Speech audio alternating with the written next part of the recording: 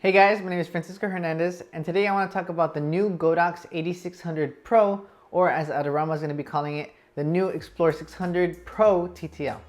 In case you guys didn't hear, Godox accidentally leaked all of the information regarding this new strobe of theirs last night for about 30 minutes before they removed the listing, but that was just the right amount of time for a lot of people, including myself, to get all the information that we needed regarding this new strobe and how it compares to the original. Last night's leaked listing of the strobe didn't have the price included, but this morning Adorama listed the same strobe under their brand, the XPLOR 600 Pro TTL, and it showed the strobe to be around $900. A lot of you guys have been asking me why this strobe costs this much, especially since at face value it doesn't seem like that much of an upgrade, but there definitely are a lot of upgrades that make this strobe worth getting, so I wanted to make this video to go over some of those reasons so you guys can decide for yourself whether or not you want to get this new strobe or stick to the original. Number one, in my opinion, is easily the improved color accuracy, which is now a lot closer to the Broncolor Cirrus L and even better than the Profoto B1X. And considering that those two strobes are more than double the price of the Godox strobe, I think it's definitely a worthy upgrade. Another big upgrade that I think you sports photographers or just in general fast-paced shooters would really enjoy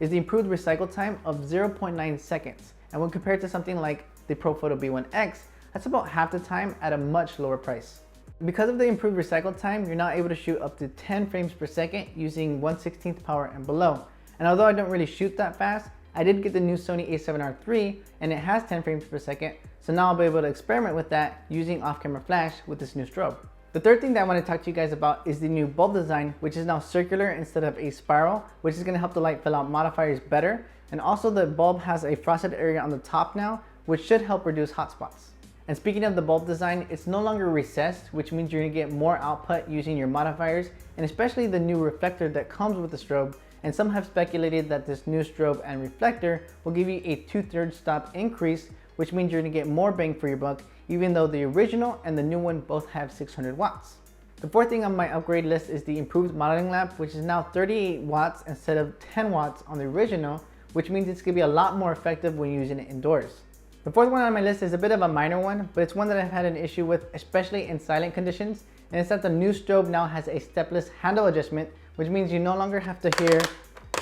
that when you're adjusting the handle. Alright, so those were pretty much my reasons why you might want to consider getting this strobe, but if any of those reasons weren't anything that really affect you or your workflow, then the original XPLOR is going to be more than enough. Although I don't have the strobe now, I am getting it soon, so if you guys have any questions or comments about the strobe, I'll be able to address those questions and comments in my full review coming soon. If you guys want to know more about the strobe, I'm going to be leaving links in the comment section below. Alright, take care guys, and I'll see you in the next one.